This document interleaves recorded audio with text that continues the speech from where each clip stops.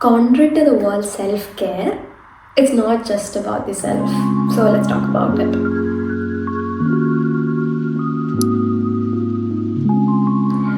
Welcome back, you guys. Today, before we talk about self-care and all what it all means, I just wanted to give you like a minor life update. I moved into a new room. It's my own room for the first time. It's my first time having my own room, my own private room. So I'm very happy about it. And which also means that my room is a mess, but my heart is so full. So yeah, and it's raining outside. Winter has just started, and it's so cold. So I thought these are the times when we have to talk about self care, and more than that, what exactly does self care mean? And I am the kind of person who loves hot teas. I love taking bubble baths and like have like the best candles. All those things really makes me feel so relaxed and happy, and just watching a good show, a very funny show under my cars, like nothing can top that. That is like peak self-care for me. But what is exactly self-care, or is that the only thing that self-care means? Because that's what we have been seeing for a very long time now, especially in the wellness industry and even in YouTube channels, Instagram shorts, everything. We see people saying self-care as like, consuming all these very aesthetic products and using all these products. But is that all self-care means? So that's what I'm going to talk about today. We have to know what exactly self-care means and where exactly it originated. So I'm trying to understand the root of self-care, if that makes sense. The word self-care essentially started as a medical term. It basically means that you have to, what it just means, you have to have a proper diet, exercise and meditation and all that stuff. It will really help you to take care of yourself. Like it was from moving from a concept of the absence of illness to a more holistic well-being. So it originated as a medical term, and the term self-care was then popularized and mainly politicized by women liberal movements and civil rights movements, especially the Black Panther Party, which introduced community service programs for people, where they were given medications, they were given supplies, and this was considered as part of self-care. It was considered as a way out of poverty, helping people to get out of poverty. So for them, self-care was not just a luxury, it was survival, it was necessity, it was a very radical act.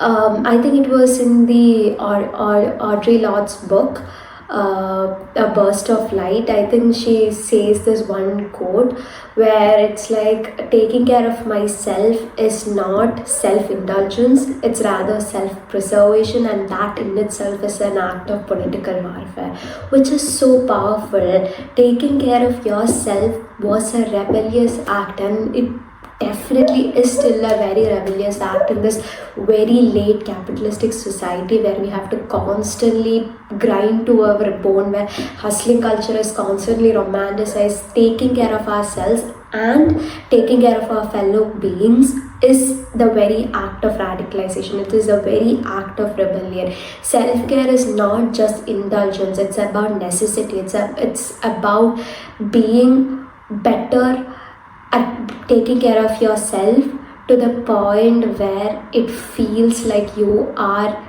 in a political warfare with this society, where it is considered as so wrong to not hustle, or to so wrong to not grind yourselves to the bone. And that the history of self-care is so political, it's so radical. So but now the term self-care has been commercialized, and it has been co-opted by the wellness industry, which by the way is $1 trillion industry. and self-care is kind of co-opted by the wellness industry. And right now, at least from what we see in YouTube and Instagram and everything, it is just a way of consuming even more capitalistic products. It's about using a bunch of face masks and drinking this juice or drinking that smoothie or taking this particular form of supplement, or it has become to a point of commercialization where we can't even distinguish, is it self-care or is it just another way of selling even more products. That in itself is the problem. So at what point do we stop thinking that maybe this is not self-care, maybe what I'm doing right now is just selling myself, or just constantly consuming products in the name of self-care. I am not against, let me be clear, I am not against you using self-mask or you using like really fun makeup, being creative about things, or even like drinking good smoothies. I am not against any of that. In fact, I consume a lot of products, and God only knows how many cafes and iced coffees have helped me figure out so many things in my life. So I am not against all that. I am just asking you to consider what exactly does self-care mean to you, because self-care is not self-care without collective care. I'll give you an example. It's let's talk about you. There are so many people right now, at least in I have seen people use self-care as a term to not take enough accountability for things. So for example, there are people who at the last moment they feel a bit anxious not to go out with their friends. They made plans like weeks prior, and when the day comes they don't feel good, or they just feel a bit anxious, but deep down they know that they're going to feel good the minute they step out of that door and the minute they meet their friends. But just because they don't want to get out of their bed, and for that momentary, that temporary soothing they feel, they're going to call up their friends and not hang out with them. This has been happening a lot. Even there were times even I have done that, because I would feel like, oh, maybe I don't feel that good today, but after a while I knew that it was just because I didn't want to go out at that particular point of time. But I owe it to my friends, because as a collective we owe it to each other to be good people, to show up for one another. You have to take accountability for things. Sometimes you have to feel a bit discomfort so that you can show up for your friend, so you can sustain your community, so that you can pour into your community, and that's essential. If you don't show up for your friends today in the name of self-care, tomorrow nobody's going to show up for you. And even if they don't show up for you, that's not your responsibility. All you can do is be a good person. Self-care sometimes means that you have to be discomfortable, you have to be uncomfortable, you have to be okay with the discomfort that comes up with certain things. Most recently, I read this Instagram post. I forgot who the creator was. I think it was an Instagram page called Petrikara. If I'm wrong, I'm so sorry. If I find the content creator, I'll post them below.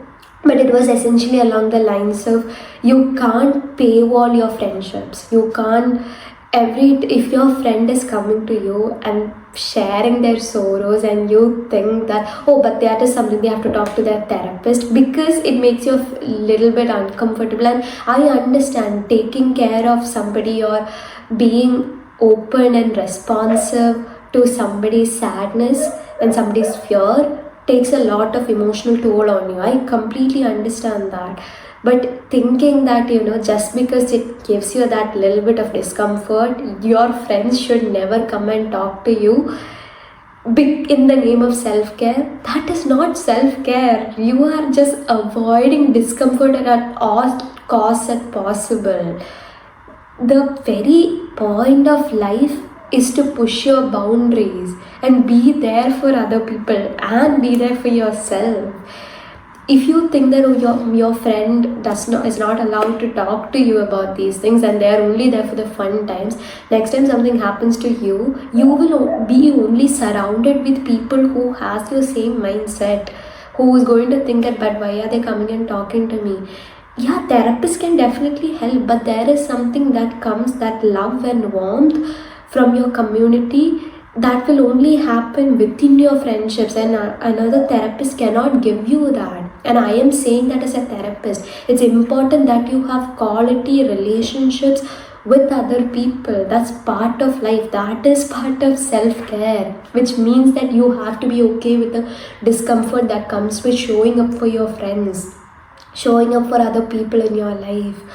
So paywalling your friendships and saying that, oh, maybe they shouldn't come to me because you can't be a bit uncomfortable, that's just plain wrong. That is not self-care. You have to learn how to show up for others. And if you feel like they are constantly trauma dumping on you, if they constantly, if you are planning to go out with your friends, but you know deep down you wouldn't feel good if you go out with them because these people are not good people, then have that conversation with them. Have that uncomfortable conversation that you feel like your friend is constantly trauma dumping on you, or they're constantly talking only about them. If you feel like those are the things that's preventing you from showing up for your friendships, talk to them about it instead of just avoiding it and saying that that's self-care. Talk to them about it.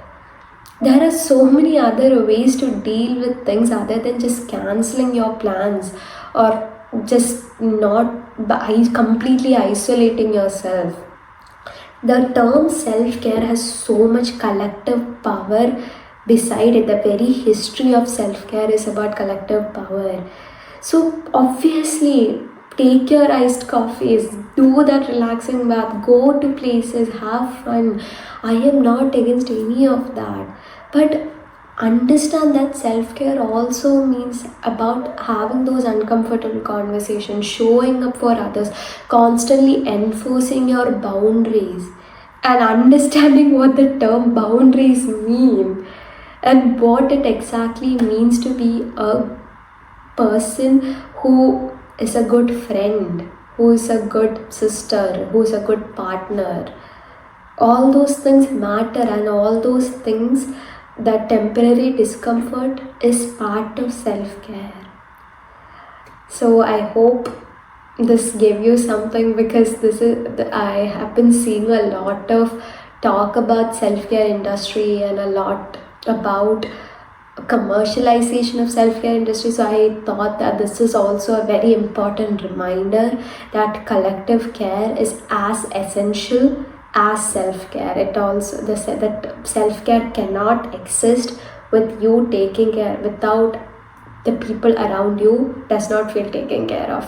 Self-care is collective care, and collective care is self-care. So I hope this video gave you something out of it, and I hope you love this video. So let me know what you think about this video, please, in the comment section. And if you have any video ideas, please do let me know. And I love you guys. I'll see you in the next video. Bye bye.